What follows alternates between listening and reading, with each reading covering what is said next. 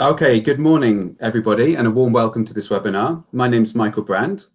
I'm going to be talking about ESAP today, the ESAP framework for teaching online, and I'm going to be talking about using it in conjunction with Roadmap. Okay. Just before I begin, I'll just go through one or two housekeeping details with you. So this webinar is being recorded, and all attendees will be receiving something of a goodie bag within 3 days of the webinar finishing. So you will be getting a certificate of attendance, an ESAP pack, which has a cheat sheet, as you can see in the first image on the right there, as well as a lesson planner. You're going to be getting a link to said recording, and you'll also be getting a very useful guide, how to teach online with Roadmap, which has lots of tips for teaching online and strategies, and how to do that in conjunction with Roadmap too. Also, I'd just like to mention that we have a few hashtags going. So if you'd like to keep up this conversation on social media, Facebook, on Twitter, do feel free using the hashtags on the slide. Okay. I'll just do a personal introduction first of all, and give you a chance to introduce yourselves as well. So here I've got three little sentences about myself. The first one says, I'm a town/country mouse. I've got 1, 2, 3, 5, or 8 children, and either I like climbing or I'm afraid of heights. The first one is because I read this book a lot, which gives a clue to the second one. So what you're going to do there is just put in the chat box which one of these is true. Of these, have a little guess for each of these options. First one, am I a town or country mouse? Town. Oh, well, most people are saying town. Town mouses seems to be winning. Next question, 1, 2, 3, 5, or 8. Yeah, town definitely is the winner. Oh, I think 2 is winning here. There's the odd 8s in there. Well, a few 8s actually. A few 1s, but and the last one, what about, do I like climbing or am I afraid of heights? Which one do you think? Okay, probably climbing is getting more than afraid of heights. Okay. So there, I've tried to show the answers in the pictures, or in the picture. So most people said town, but I'm more of a country, outdoorsy kind of person. 2 children, some way to go before I reach 8. And I like climbing as well. So this is the highest waterfall in the region of Madrid in Spain, which is where I live. Okay. So I'm just doing this activity just because it's the sort of thing students can do. They can make up sentences about themselves and have different options. So practicing their writing, practicing their vocabulary, and they can have their peers guessing which is the right option practice they're speaking to. Okay. And I wanted to break the ice. Continuing to break the ice, I've got a model sentence here. My name's Michael, I'm from England, and I like being outside. It'd be great to get your version, so you can swap in the italics with your name, your country, and something you like doing. Apart from writing your sentence in the chat box, there's another thing I'd like you to do, which is to read what the others are writing. And if you find someone that you have something in common with, could be any of those 3 things, put that in the chat box as well. Okay, so do stick in your sentence about yourself, then be attentive to what other people are writing and be ready to chime in with anything you have in common. So I'm monitoring the chat box. Tell me something about yourself, please. Right, we've got Ula from Poland who likes music. Welcome, warm welcome.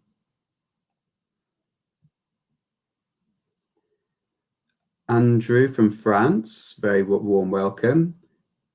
Oh, Javier Arana from Pakistan likes traveling, me too. Yeah, I've got some things in common with you guys. Corey from Turkey likes traveling. I also like traveling, yeah. Estella, Germany, Netflix. Good call. I won't be able to read them all out. I can see that there are a few hundred people in here. Somebody likes glass shaping. That's an interesting hobby. Jana, Slovakia, likes traveling. So you can already see that you've got things in common here. Chantal from Switzerland likes riding a horse. Lovely. I tried that once and it was a lot of fun, although I wasn't very good at it. Anna from Russia doesn't only like reading, she adores reading. She's got 4 kids. Okay, so she's has a few more than me. Good. Okay, we have a country mouse who has 4 children and tries not to feel fear. Okay, very good. Okay, lovely. Well, it's lovely to meet you all. Now, as I say, there are 200 of us in here, but in a smaller class, we could be introducing ourselves orally, and the rest of us could be sort of typing in the chat box things that we've noticed we have in common with one another. And that's my first sort of point about online lessons. You know, when you've got people speaking, the other ones can be listening and doing some kind of task, and can be writing in the chat box, can be kind of interrupting them without interrupting them. And we're getting loads of language in the chat box, and we're getting to know one another. Good. Moving on. So we've been introducing ourselves sort of personally, professionally. I'm a teacher trainer for Pearson, and which involves giving teacher training presentations, mostly online now, of course, or all online. And my favorite thing I do for Pearson is I'm a live classes teacher. So I teach online lessons to students all around the world. And it's, I hope in that capacity that I'm talking to you today, and I hope I do have one or two things to share to you that could be useful to you about online teaching. Okay. Okay, good. Good. On the menu today, or session outcomes, if you like. These are the stages of the talk, of the session. I'm going to be looking at what ESAP is and a bit of background to it. You can see the logo in the top right, so that gives you a clue. Ideas and strategies for each of these 4 stages, the E, the S, the A, and the P. We're going to look at planning a lesson using ESAP with the course roadmap. Then I'm going to be moving to the Pearson English portal, and I'm going to be looking at the resources that roadmap has, and then I'm going to be looking at how to teach a lesson with roadmap online using ESAP. And then I hope there'll be some time for questions. You can also fire in questions in the chat. I will be trying to multitask. Okay. Good. So first of all, what is ESAP? Well, it's a methodology, and I'm going to define that as practices and procedures in teaching and the principles that underpin them. So it's what we do in class and why we do it. Why we do what we do is governed by how we think the students learn best. In terms of methodologies, you've probably heard of PPP, present, practice, and used, I guess, production, which has been around since the 70s. And then we have ESA, Engage, Study, Activate, coming along in the 90s. I've put a picture of this chap who was talking about it. If you just put in the chat box, if you just name the face in the chat box, who's this gentleman?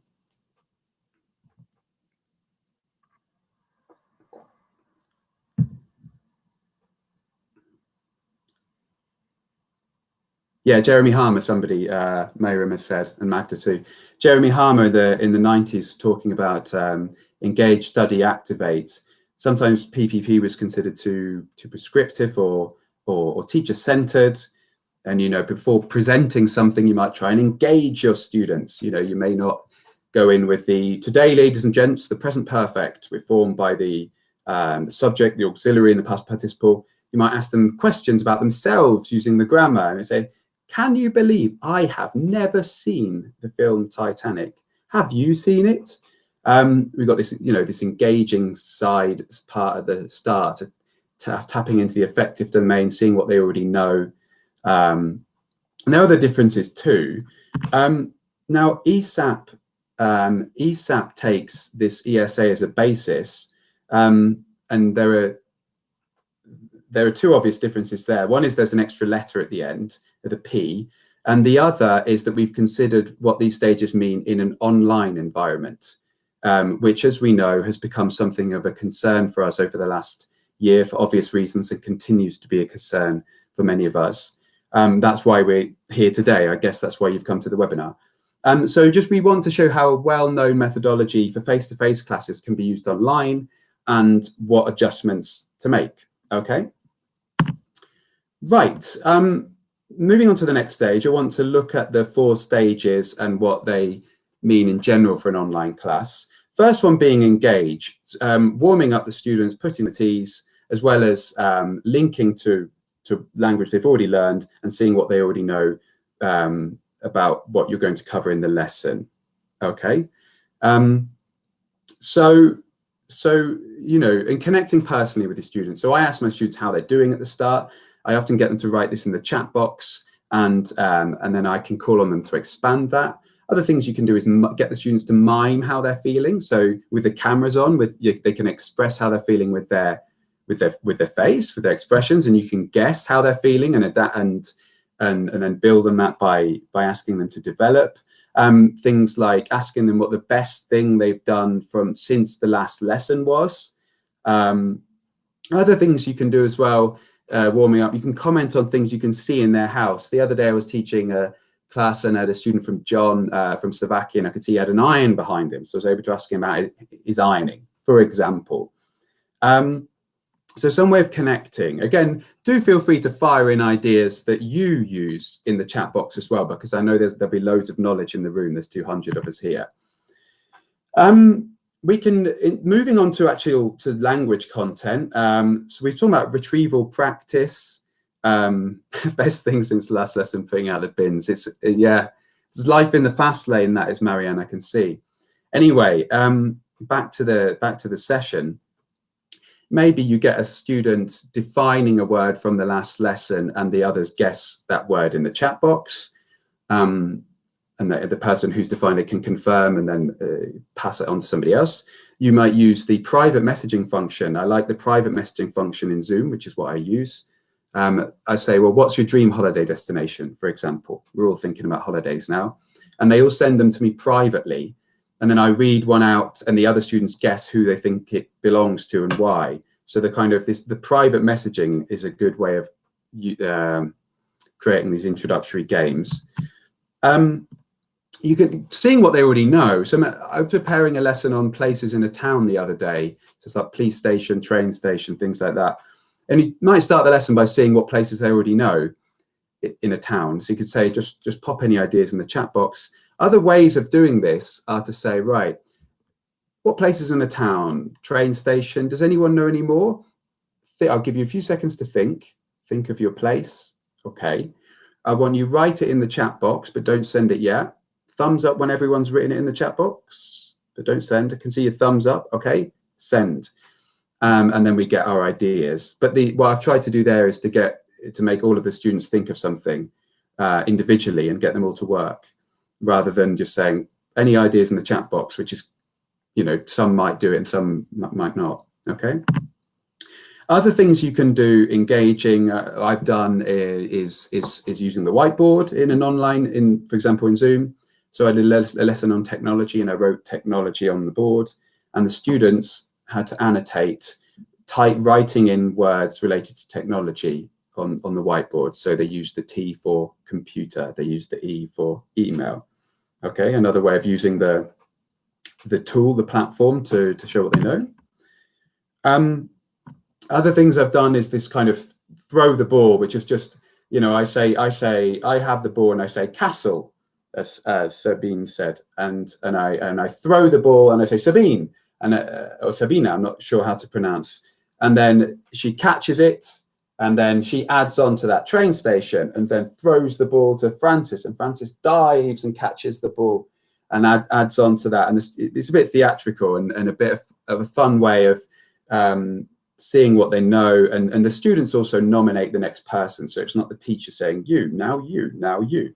They're doing it between themselves, and the teacher could be an observer. Okay, so I'm sure we have many ideas for engaging our students at the start, often done with a game, a quote.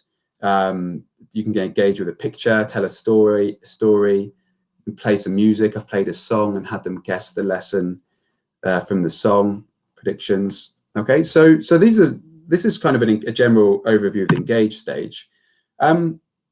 Moving on to the study stage. So this is new language introduction or input, you might call it. You might consider this similar to the present and practice stages. It doesn't have to be an explanation. It could be a discovery approach. It's how the students engage with the content. And it's probably the longest stage of the lesson, as Magda was mentioning in her introductory webinar the other day. So you're going to be using screen share in your online lessons. It's really useful to share your screen. You can be sharing your PowerPoint, you can be sharing your presentation tool, which I'm going to be doing later. Although in a lesson, excuse me, I'd use it less than I'm using it today, just because there are lots of times in the lesson where I want to stop screen sharing and I want everyone to see each other, which isn't possible today, I'm afraid. You're relegated to the chat box, but it's very important to have to use it when you need to use it, and when you don't need to use it, we can all be seeing each other. So I've got here not too much TTT, teacher talking time. Of course, it's fine for the teacher to talk, but I would, and we're a model for language as well, and the instructor, but I would say ideally not very long explanations. Keeping our students engaged in online is more of a challenge. You know, so I say particularly online. So another way to maintain engagement is with a variety of task types and maintaining students as active as possible. So for example, you know, one student speaking, but what all of the other ones doing? That's a little bit like what we did in the introduction at the start. Maybe the other ones who are writing if they agree or disagree in the chat box, how they're similar or different, adding extra ideas. It's always, I remember when I was on my teacher training, I would be explaining my lesson to my tutor and I'd say, well, this student's going to be speaking, and she would always ask, well, what are the other students going to be doing? And I had to be able to answer that for the whole lesson. Can you answer what is everyone meant to be doing at all times? Next, let's see if I move on to my next slide. I think it's just going slightly slowly. Try again. Okay, I'm going to try let's have a look, a different way of moving slides. Just click on it manually. Okay, there we go, that's a bit better. So time for students to practice and think. So this can be, you can set an activity and use a timer and give the students some time to do it on their own. It doesn't have to be full intensity. They can be working individually with a timer and instructions. In terms of speaking, there's a bit of a lag on online classes, so I've learned to give more time for students to answer. I was fascinated to hear what Magda said in her webinar, her introductory webinar, that teachers tend to give more able students more time and less able students less time. Really made me think and made me examine my practice. Okay. Also on the study stage, okay, somebody's saying they can't see me in the chat box. I wonder if Charlie, you could confirm if you could see me.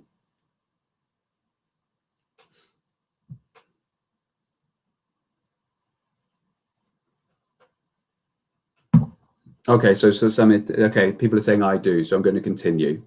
Okay, okay, lovely. Where were we? Yes, talking about the whiteboard we can use to give feedback, whole class feedback, and the chat box we can use to give whole class or individual feedback, sending messages to individual students. Okay, people can say they see me, that's lovely. Pleased to hear it. Okay, good. Moving on to the next slide. Okay. Okay, we're going to move on to activate. So the third stage of the lesson, which is freer language production.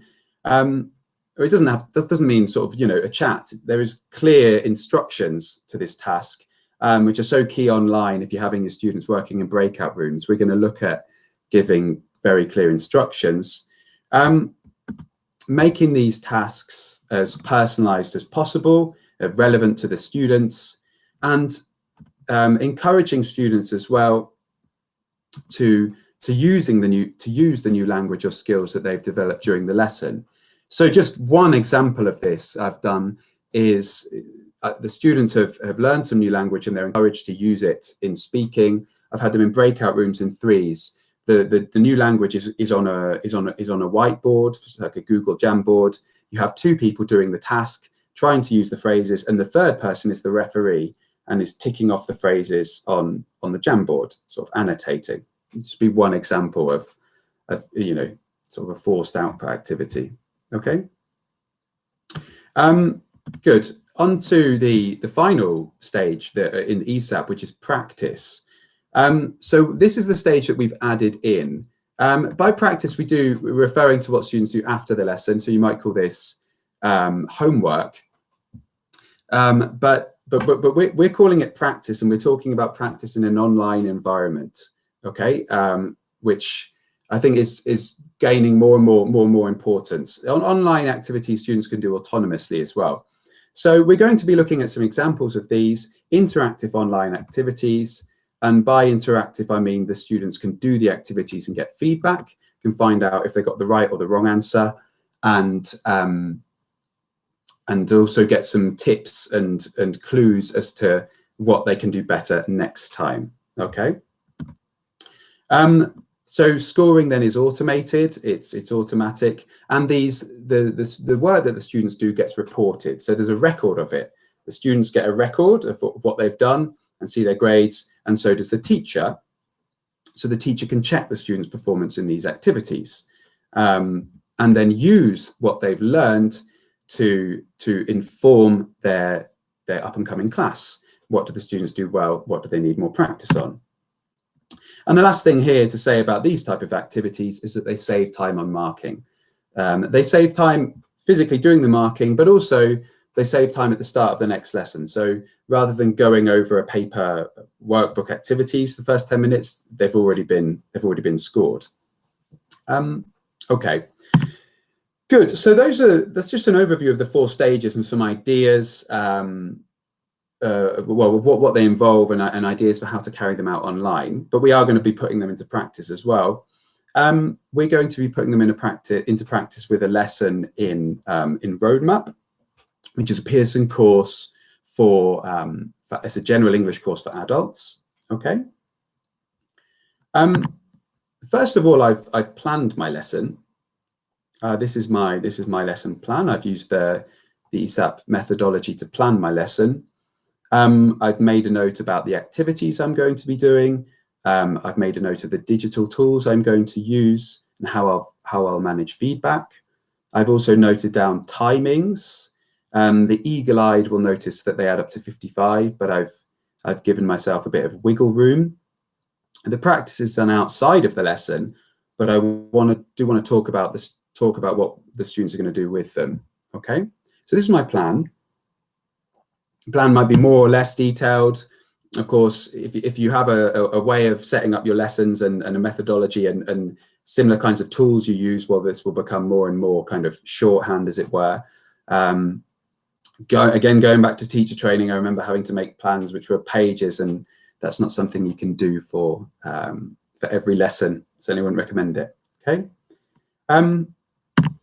Okay, good. So I've got my lesson plan. You're going to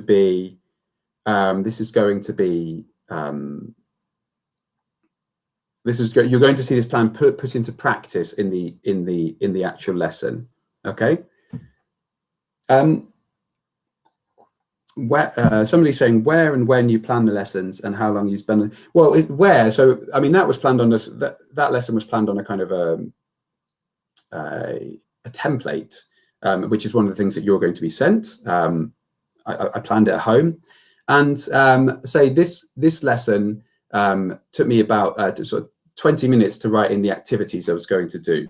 Okay, I mean this. Because I'm going to present it to you, probably more time than that than I would use with my students. Somebody's saying the plan has been sent to you. Now we're going to go to the portal now, the Pearson English portal.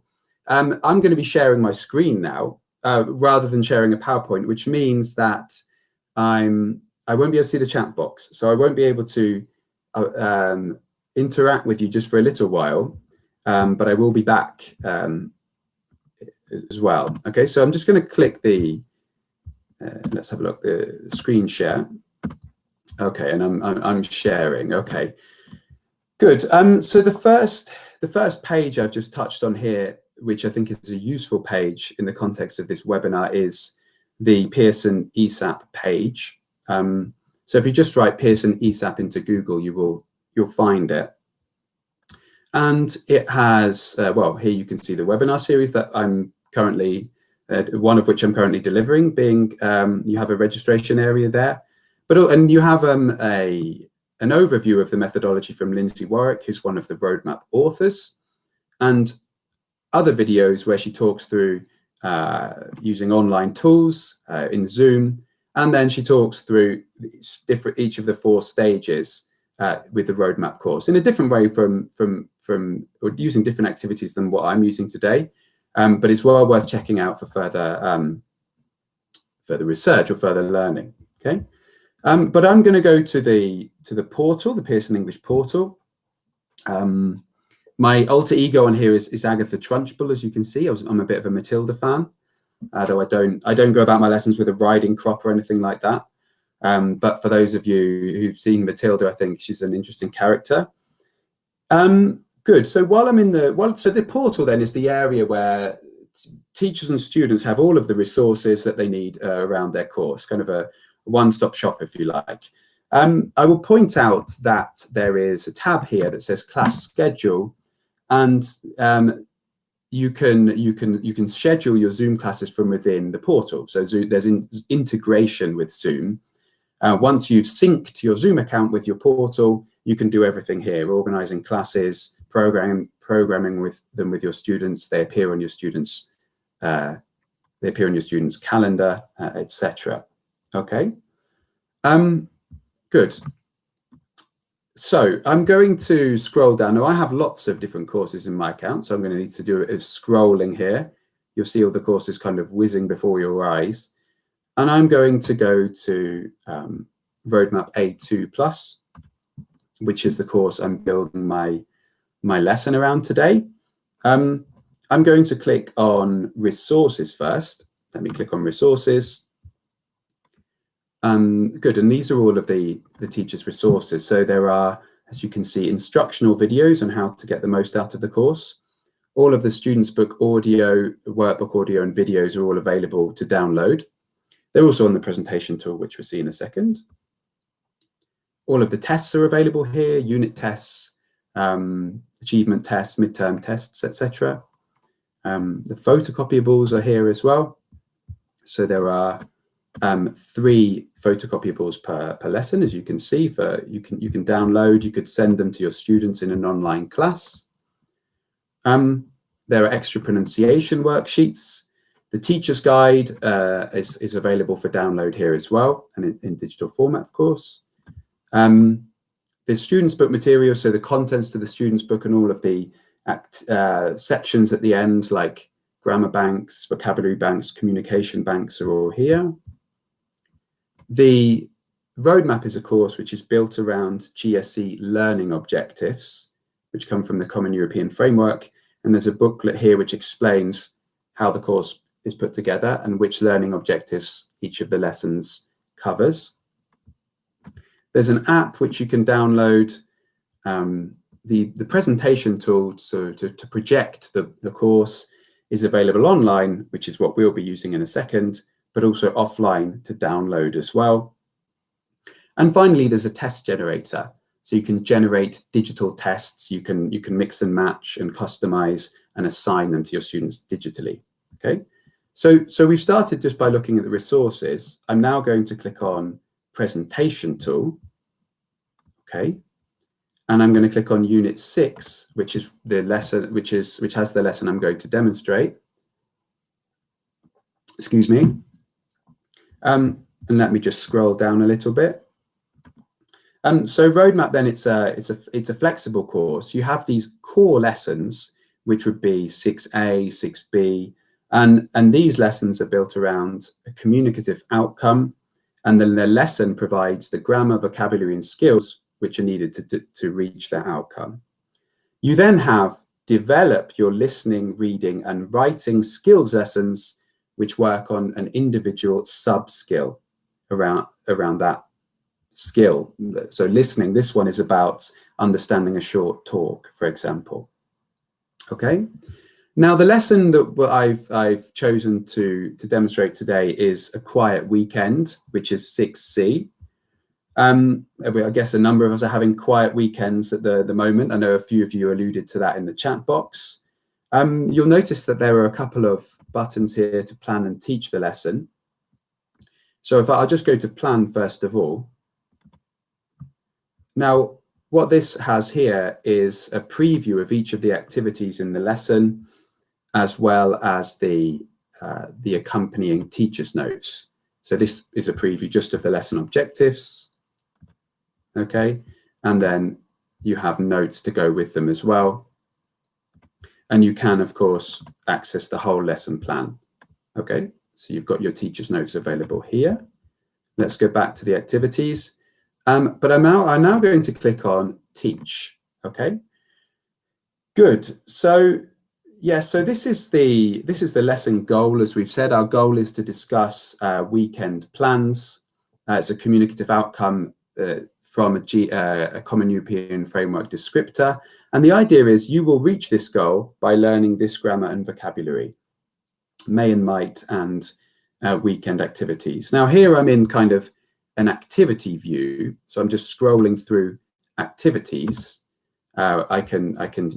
But I can also click on page view to see the page, okay? So this is the lesson I'm going to be teaching. The whole lesson is designed to be taught in 90 minutes. Things can take longer, or things take longer online. So it's 2 sessions really. I would say 2 sessions of an hour is a good way to plan it. So let's have a look at the lesson. I'm going to zoom in. Okay, now of course, the idea is my students would have the course book in front of them, perhaps the physical version or maybe an ebook as well. Okay, so I'd like to focus your attention on exercise 1. It says look at the photos and discuss the questions, and it's questions about the weekend, as you should be able to see on your screen. I'm actually going to click full screen. There you are, so you can see it a little bit better. I could also zoom in further. Okay, there we go. Lovely. So this would be our engage part of the lesson. We're going to use just the lesson in the book to engage. So this is just so you can see the exercise number, exercise 1. I would start here with my students. I would have one of them ask me the questions. So I would, in answer to these 3 questions, I might say, well, I usually go for a nice walk in the countryside and ride my bike. Number 2, I don't wash my car as much as I should, but I do exercise. And number 3, a perfect weekend for me is a beautiful walk with my family in the countryside. And then I can get a student to ask another student in front of the whole class, and then send them away to do this in breakout rooms. So I've tried to model this myself, model it with a student or 2 students, and then send them off to do the warm-up speaking activity. Talking about breakout rooms and online lessons, always give a time limit and stick to it. And you can also send reminders. So you can send little messages into the breakout rooms. So I might set just not a very short time here, 3 minutes, perhaps a minute per question, and give a listening task as well. It can be simple as making notes. And what is the teacher doing apart from sending reminders into the rooms? Well, the teacher can be popping in and out of the rooms, making notes on what the students say, and then developing on them when we're back together. And when the students are back together, we can call on a few of them to say what they learned about their partner.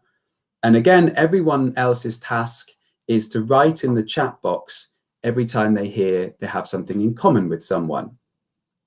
A little bit like what I mentioned at the start. Okay, so there on the feedback stage, there's always something for the other ones to do, and that can often be with the chat box.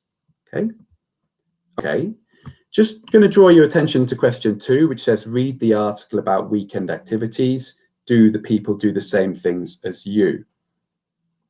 And then there's number 3, which is activities which collocate with different with the 3 different verbs do, go, and play. Okay, so moving down to the reading activity. Here it is. You should be able to see it there. I'm not going to get you to read the whole text. I'll just give you a quick second, just a few seconds, just to skim so you can see the kind of language that's in there.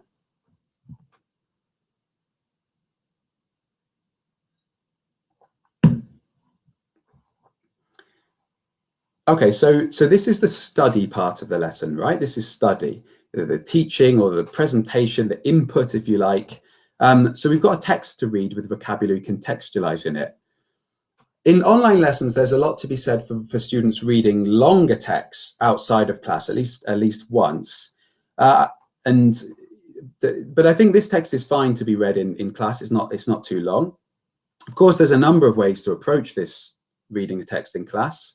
One would be to have the students read it on their own and then write in the chat box if they do the same as any of these people, so that I know that they're finished. The other way would be to get 7 students to read out the 7 short texts. Now, this will give me a chance to do some pronunciation feedback. And you can get the student reading to nominate the next one, which keeps them on their toes. They know that they might be picked. And also, if the students are being read to, they can do the task about the things they also do in the chat box. Now, you can ask the students if there's any language that needs clarifying at the end, and see if the other students can help. You could also look in the dictionary. So there's a dictionary here. We want to encourage our students to use the dictionary. Okay, so I have outdoors here. I can play it. Outdoors. Look at it in context. Okay, so it might clear up misunderstandings with the dictionary. Or of course, as well as asking them if there's anything they need clarifying, I can also test them. So I can say, right, okay, I want to check you've understood the text. I want you to write in the chat box a word that means where you buy things. And I'd hope somebody would write go shopping. Or I'd like you to write in the chat box something that involves something that has listening to loud music. And I hope they write go clubbing. Okay, so actually they type in the chat box to show me that they've understood. Okay. Moving up, I'm just going to move back up to the vocabulary exercise, which is exercise 3. This is a collocations exercise. They have to put I'm just going to zoom in a little bit more. There we go. This is a collocations exercise where they have to, put all of these activities with the right verb. There's a few ways to do this. Students could do it on their own and tell you when they're done in the chat box. You can check with them and correct. For some of these exercises, I like to spice things up a little bit with some competition. For example, imagine in the lesson, I'm splitting you into 3 teams. Those with the first name of A to H are in team A. Those with the first name of I to Q are in team B. And those with the first name of R to Z are in team C. So I'm going to use my widget here for, excuse me. Wrong button, here we go. I'm going to organize my students into teams, as I said, 3 teams. I'm going to need a highlighter as well. I'm going to get a medium highlighter. Okay, lovely. And so I'm going to call out one of the words, and if you know it, you shout your name and team name, and then the teacher calls on you to answer, and you have to answer immediately. Any hesitation and we move on. So, for example, I say homework and I hear Alvaro A, and he says do homework. And I say, yeah, that's right. We've got homework right. And that's a point for team A. And then I say video games, and I hear Sarah C, play video games. And I say, yeah, video games is right. And that's a point for team C. So of course, I've done these sorts of races with students sort of shouting out the answer, and I've done it in the chat box as well. And it's just, you see who writes it first in the chat box. Okay, so a bit of competition now and then can keep them on their toes and keep them active. You don't need this for the whole lesson, but sometimes if you've had a progression of perhaps calmer activities, I do find that these activities do really engage them and get them all participating. Okay. Okay, I'm just going to stop my screen sharing there and go back to let's have a look, back to the room, and I'm going to put my, put my presentation back. So I'm back with you now. I can actually see you in the chat box again. So I've been cut off for a little while, but we're back sort of more together now. So continuing on.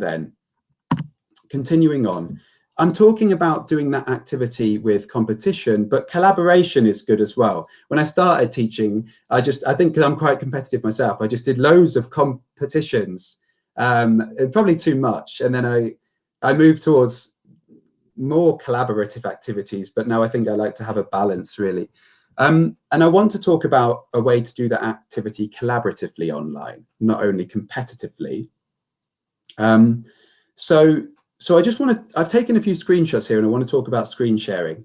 This is my Zoom. This is what you can see in Zoom when you're screen sharing, and you can see there's options to enable or disable annotation and show names of annotators. So you can enable your students to annotate the screen and annotate a whiteboard. Zoom, for example, has a whiteboard, okay? On the bar, now you may use other tools and probably have similar functions, but there are one or two things I'd like to point out. On the bar in the annotation, there's a button which says format, and you can choose a font size. And I get my students to choose a small font size, around 12, and then click on text. Now this means that they can all write on the screen, and I don't want the writing to be too big so that they can all do it. And so I've had lessons where I'm divided up the whiteboard and different students are typing things in different boxes, which it's very, very collaborative and very, very active. It's a great way to use technology. Okay. So the actual table was this one. So I've assigned 3 different students a column, and they're supposed to write in the activities in their column. And again, you'll need something for this to do for the students who aren't writing. So it could be that they are giving feedback in the chat box saying that's right, or if anything needs correcting. It could be the other students are proposing extra activities in the chat box, and the teacher can evaluate these and then ask for them to be added to the table. Perhaps you might have 3 more students adding in the extra ones to the table, okay?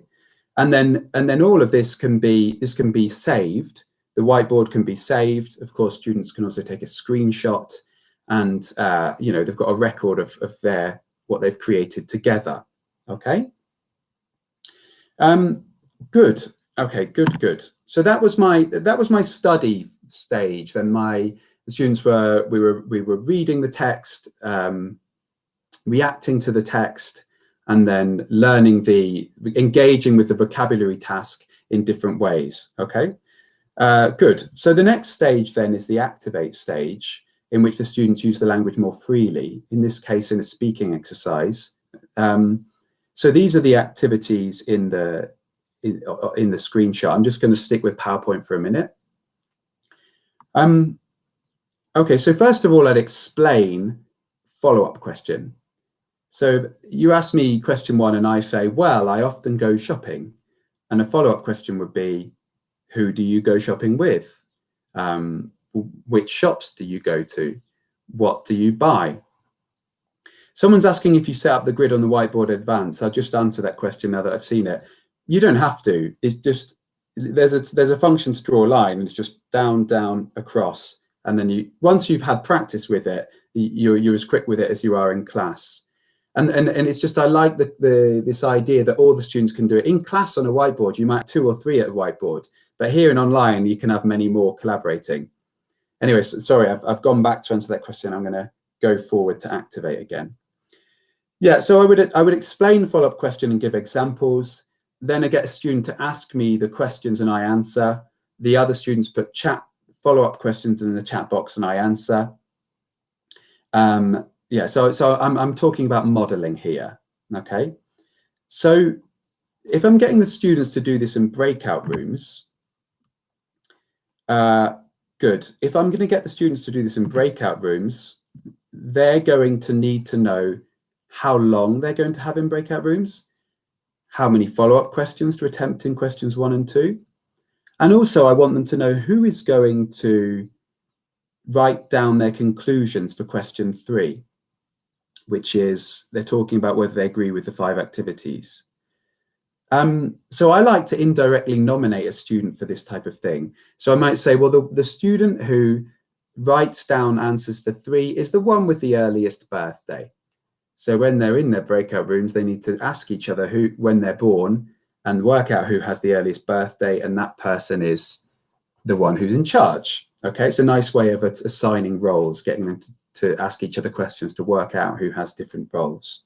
Okay, so there's quite a lot of setup. I'm talking about setup to these speaking activities and breakout rooms, but I think if you dedicate a minute or two more to setup, means that the students know what they need to do and have the tools to do it, then it's well worth it, particularly in online lessons with breakout rooms, because I've taught lessons at the start where I'd go into breakout rooms and it wasn't happening and they hadn't understood, and I wasn't careful enough with my setup, and I didn't check enough that they knew exactly what they were supposed to do.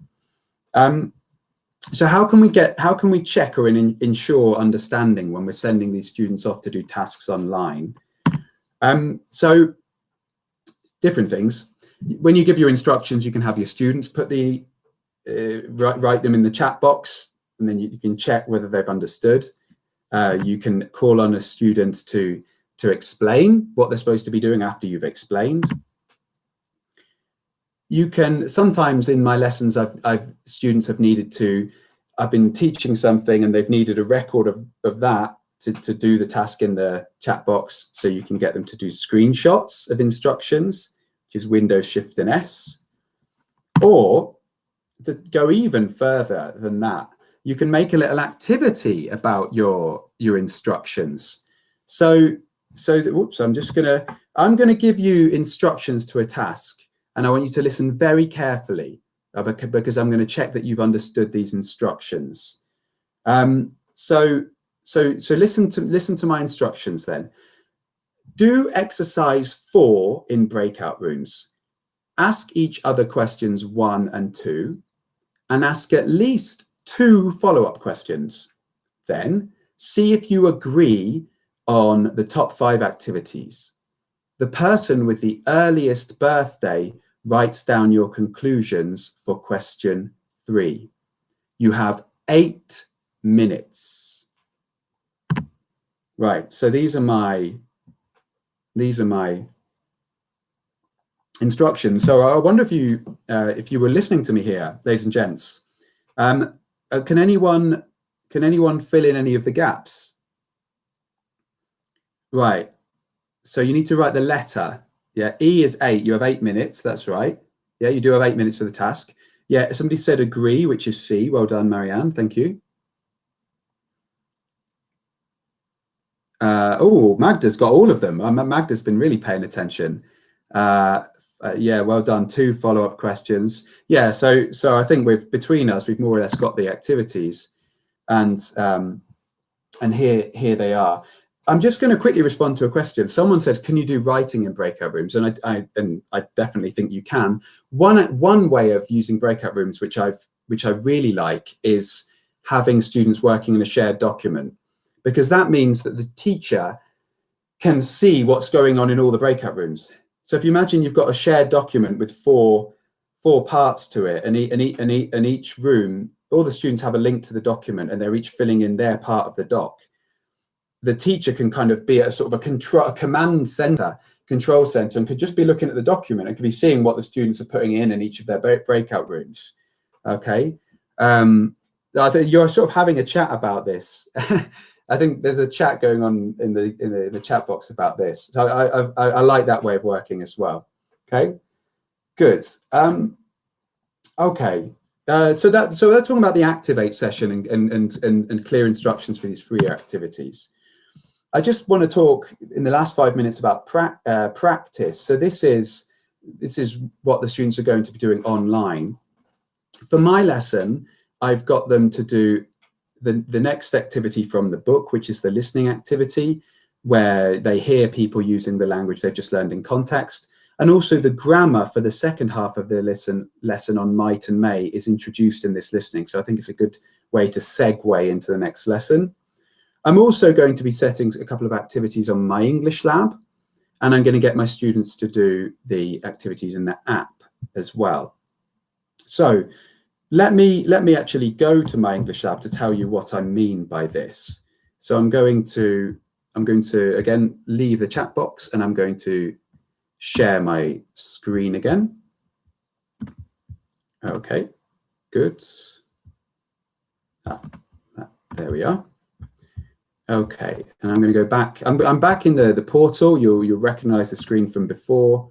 I'm just going to go out. I'm going to go back to the start.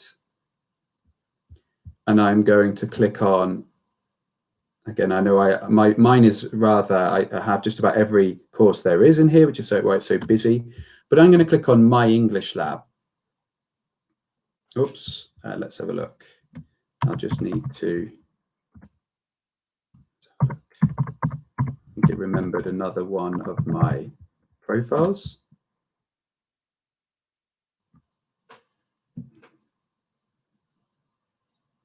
Okay, so good. Here I've got my course roadmap A2. I've got all my units, and I've got these activities that I can assign online. I'm in 6C, if you'll remember, weekend activities. I can click on these boxes here and assign them to my students. We'll just actually have a look at an activity here. Now this is a teacher view, so it's got the answers, but I can click to student view. So I can actually have a practice with the activity, and it's just categorizing the words that we've done in the lesson. So I'm going to just fill in a few at random. This is what my students will be doing, hopefully better than me. I suppose I should really get one or two right. Oops. Okay, and I would, once the students have done the activity, hopefully with a bit more care than me, they can submit. It's told me I've not done them all. And they get a score. So their exercise is scored, and they can see what they've got right and wrong. And they get some, as well as getting a score and seeing what they get right and wrong, they get a bit of feedback. So here we say, try again. We use go with most activities that end in ing. So they've got a little tip to help them do better next time, because the students can try again. And we would, of course, encourage them to try again, to try to beat their score. Okay, so doing these activities online to consolidate what they've learned in class, and they're getting feedback, and they're making mistakes, and then they're trying again until they get it all right. Okay, good. Just going back to my English lab. So that's the activity, and then all of their scores are held for them and for the teacher in a grade book. Now I don't have, this grade book doesn't have many students in it. So I can go to a different course which has a few more students. This one, it's not the same course, but the function is the same in the grade book. And I've got sort of detailed readout of all of my students' scores, and I can go into a unit, into an activity, see how the student's been doing, and monitor their progress. Okay, and I can even download, I can access a common error report from an activity to see the types of mistakes students have been making, which I may need to focus on in my next lesson. Okay, so this is the sort of activity I mean by online practice with, proper practice with feedback and automated scoring. Okay, and then keeping a record of your performance. Okay. Okay, good. Right, I'm going to stop sharing there, and I'm going to go back to my let's have a look, back to my Click meeting, and I'm going to get my presentation back up. Yeah, so these would be my practice activities ready for the next lesson. Okay, right. So that kind of brings me to the end of the presentation. Try to show what ESAP is. Explaining the different stages, how to carry them out in an online lesson, and then try to put it into practice with real course material, sort of to exemplify it. I'll just go over the housekeeping that before we move on to questions, if there are any. Remember, within 3 days you'll be receiving all of your guides, your ESAP packs, and your recordings. They'll be winging their way to you within 3 days. Okay, and again, I do encourage you to get involved on social media. Okay, and there's the website I alluded to before. But there are 5 minutes. I've tried to sort of be looking at the chat now and then. So if anyone does have any questions or anything they'd like to add, or an idea they'd like to share, feel free. Do feel free. Okay, I've got my eyes on the chat box. So are there any complete digital courses? Yeah, so I mean, this course is available completely digitally, of course. So you have the students book component, which is an e-text, and all the homework component or the practice component, what you'd consider the workbook, is also digital. So it is available fully digitally. I do use Kahoot and Padlet. Yeah, I haven't talked about them today, but I use them. I like them. They're good fun. They're very useful as well. Padlet's great for collaboration, and Padlet's a good way to get students recording their voices as well. That's something I've been doing more recently. One of you mentioned that you didn't have breakout rooms, and one thing you can do is having students recording themselves on Padlets and doing more speaking outside of class. I'm still looking. Yeah, a good shared document. I mean, I use the Microsoft ones, to be honest, and I've used Google Documents as well. Jamboard's another collaborative tool. No, I haven't written any books, Marianne. I'm not an author.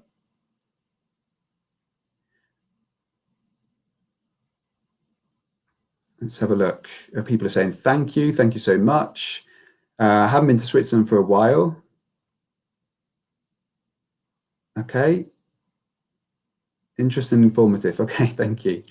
I'm glad you got something out of it. I hope you got something out of it for your lessons. Do try and put the ESAP into practice. Give it a go. Great variety of techniques. Okay. Yeah, it's nice to add. Yeah, variety. And again, you just get more and more just by practicing, really, don't you? And also you get faster and faster at doing them as well. So many versions of each book on the portal. Yeah. Yeah, I mean, I have access to everything as well, Marianne. So it's true that my portal is very, very big. So somebody's asking if the resources are free. So if the course itself, if you buy the course, then all of the online material comes with the course. I would put it that way. So is it sunny in Madrid? It's a bit cloudy today, actually. I had my curtain closed because the sun was shining in before. It's a bit cloudy now. Check out live classes. Yeah, please do. Somebody's saying, how do you provide extensions? Yeah, so how do you provide extensions? So I often get my students to tell me when they're done, and then I will give an extra activity just in the chat box, so I don't have to disturb the other students. And then help for less able students. One thing you can do in online classes, the good thing about breakout rooms is that you can organize the rooms however you want. So I've had, you know, you can have the less able students with you, and you can go in a breakout room and actually be dedicating them some time together, more than the other ones. Yeah, of course, there's lots of ways to add scaffolding to activities, reduce the number of options in an activity. We could do a whole webinar on mixed ability, I think.